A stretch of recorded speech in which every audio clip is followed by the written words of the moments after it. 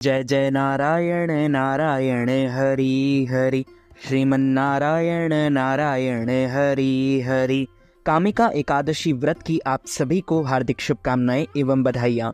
भगवान श्री लक्ष्मी नारायण जी का आशीर्वाद आप सभी के ऊपर सदैव बना रहे। कामिका एकादशी का व्रत इस बार 31 जुलाई 2024 को रहेगा। श्रावण मास के कृष्ण पक्ष की एकादशी को कामिका एकादशी के नाम से भी जाना जाता है। इस बार एकादशी तिथि का आरंभ 30 जुलाई 2024 मंगलवार को दिन के 4:45 से हो जाएगा, जो कि 31 जुलाई 2024 बुधवार के दिन 3:56 पर एकादशी तिथि समाप्त हो जाएगी। अतः द्वादशी युक्त शुद्ध हरिवासर एकादशी 31 जुलाई 2024 बुधवार के दिन ही रहेगी। इसी दिन सभी भक्तजनों और माताओं बहनों वैष्णव जनों को एकादशी का व्रत 31 जुलाई 2024 बुधवार के दिन ही रखना है एवं एकादशी व्रत का पारणा व्रत खोलने का समय 1 अगस्त 2024 गुरुवार की सुबह 6:07 से 8:07 के बीच में आप कर सकते हैं। विष्णु एकादशी गीता तुलसी विप्रधे नवः असारे दुर्ग संसारे शतपदी मुक्तिदायिनी, अर्थात भगवान श्री हरि विष्णु जी का पूजन करना, एकादशी का व्रत रखना, गीता जी का पाठ करना, तुलसी जी का पूजन एवं दर्शन करना, ब्राह्मणों की सेवा करना, दान करना, भोजन कराना, गौ माता की रक्षा व सेवा करना, यह 6 कार्य इस कठिन संसार सागर को भव सागर को पार कराने हेतु मुक्तिदायक बताए गए हैं।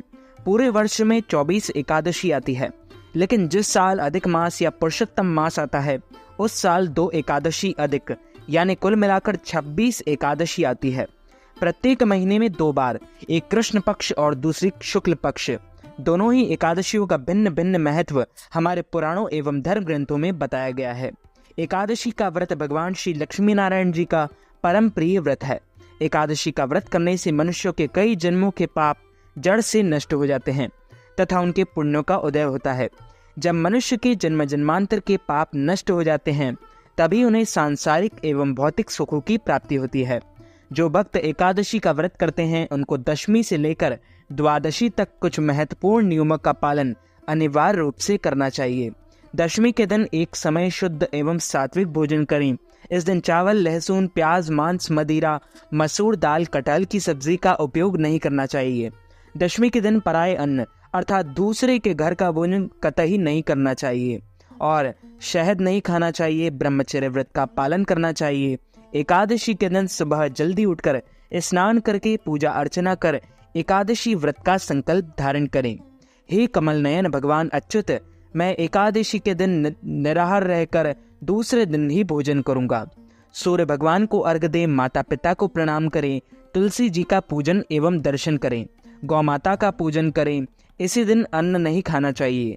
इस व्रत में आप निर्जला, निराहार या फलाहार करके सर्वोत्तम फलाहार गाय का दूध व फल होते हैं।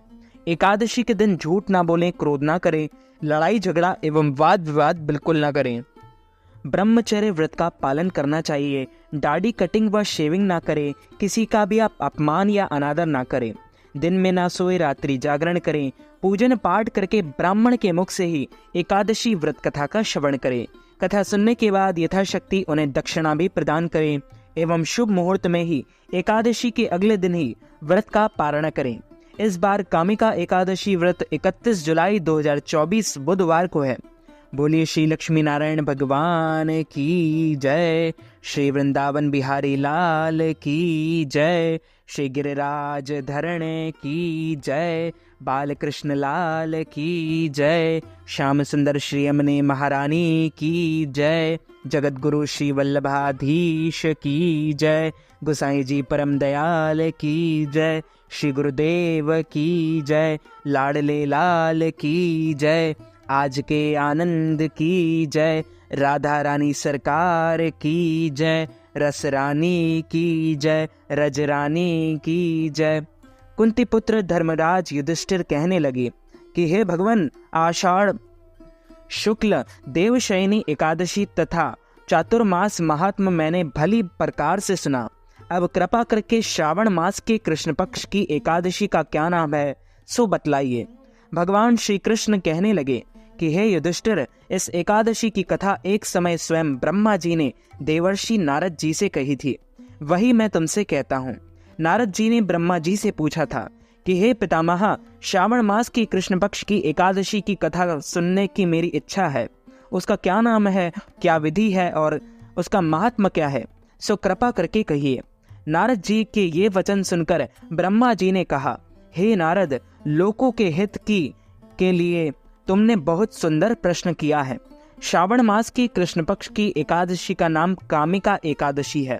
उसके सुनने मात्र से वाजपेयी यज्ञ का फल प्राप्त होता है और इस दिन शंख चक्र गदा भगवान विष्णु जी का पूजन होता है, जिनके नाम श्रीधर, हरि, विष्णु, माधव, मधुसूदन। उनकी पूजा करने से जो फल मिलता है सो सुनो। जो फल गंगा, काशी, नैमिषारण्य और पुष्कर में स्नान करने से मिलता है, वह फल भगवान विष्णु के पूजन से मिलता है। जो फल सूर्य व चंद्र ग्रहण पर कुरुक्षेत्र और काशी में स्नान करने से, समुद्र वन सहित पृथ्वी दान करने से, सिंह राशि के बृहस्पति में गोदावरी और गांडकी नदी में स्नान करने से भी प्राप्त नहीं होता, वह भगवान विष्णु के पूजन से मिलता है। जो मनुष्य श्रावण में भगवान का पूजन करते हैं, उनसे देवता, गंधर्व और सूर्य आदि सब पूजित होते हैं। अतः पापों से डरने वाले मनुष्यों को कामिका एकादशी का व्रत और भगवान विष्णु जी का पूजन अवश्यमेव करना चाहिए। पाप रूपी कीचड़ में फंसे हुए और संसार रूपी समुद्र में डूबे मनुष्यों के लिए इस एकादशी का व्रत और भगवान विष्णु जी का पूजन अत्यंत आवश्यक है। इससे बढ़कर पापों के नाश का कोई उपाय नहीं है। हे नारद, स्वयं भगवान ने यही कहा है कि कामिका एकादशी व्रत से जीव कुयोनि को प्राप्त नहीं होता। जो मनुष्य इस एकादशी के दिन भक्ति पूर्वक तुलसी दल भगवान विष्णु को अर्पण करते हैं, वे इस संसार के समस्त पापों से दूर रहते हैं। भगवान विष्णु रत्न, मोती, मणि तथा आभूषण आदि से इतने प्रसन्न नहीं होते जितने तुलसी दल से प्रसन्न होते हैं। तुलसी दल पूजन का फल 4 भार चांदी और 1 भार स्वर्ण के दान के बराबर होता है।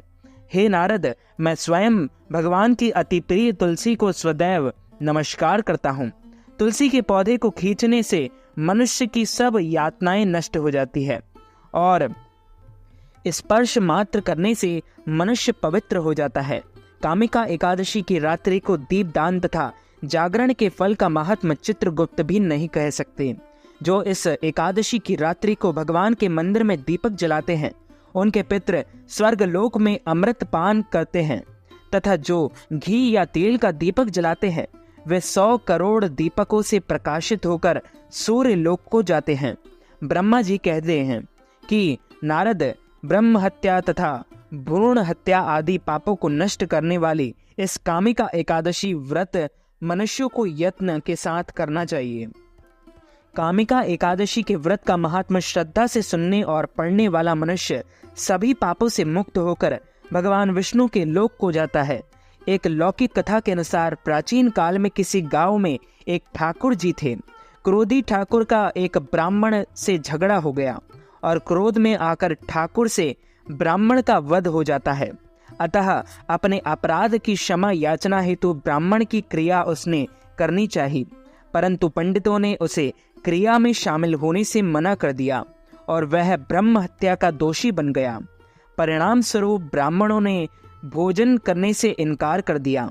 तब उन्होंने एक मुनि से निवेदन किया कि हे भगवान, मेरा पाप कैसे दूर हो सकता है। इस पर मुनि ने उसे कामिका एकादशी व्रत करने की प्रेरणा दी।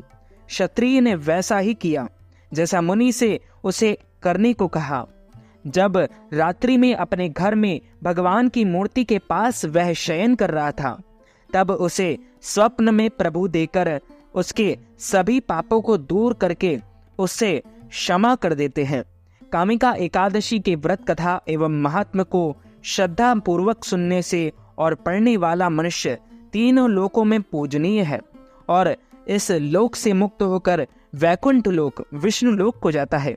एकादशी पर जो भी भक्त इस व्रत का पालन करते हैं, शुद्ध विचारों और भावनाओं के साथ भगवान विष्णु से प्रार्थना करते हैं और जो निरंतर भगवान विष्णु का भजन करते हैं, वे सभी समस्याओं और स्वास्थ्य संबंधी चिंताओं से मुक्त हो जाते हैं।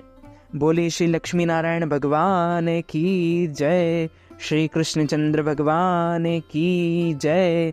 अच्युतम केशवम राम नारायणम कृष्ण दामोदरम वासुदेवम हरि श्रीधरम माधवम गोपिका वल्लभम श्री जानकी नायकम श्री रामचंद्रम भजे जानकी मनोहरम सर्वलोकनायकम श्री शंकरादिसेवितम पुण्य नाम कीर्तनम श्री राम राम राम राम राम नामतायकम रामकृष्ण वासुदेव भक्ति मुक्तिदायकम रामकृष्ण वासुदेव भक्ति मुक्तिदायकम।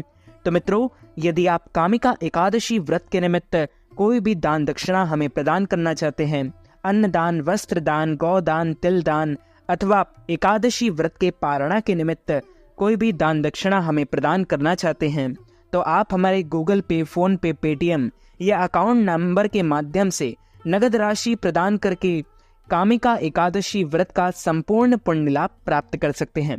तो मित्रों, हमारे इस ज्ञानवर्धक वीडियो को आप अधिक से अधिक लोगों को शेयर कीजिएगा, लाइक कीजिएगा, कमेंट कीजिएगा और सब्सक्राइब करके बेल आइकन को भी ऑन कर लीजिए। ऐसे ही नए नए वीडियोस देखने के लिए आप सभी को सादर जय श्री कृष्ण, सादर धन्यवाद।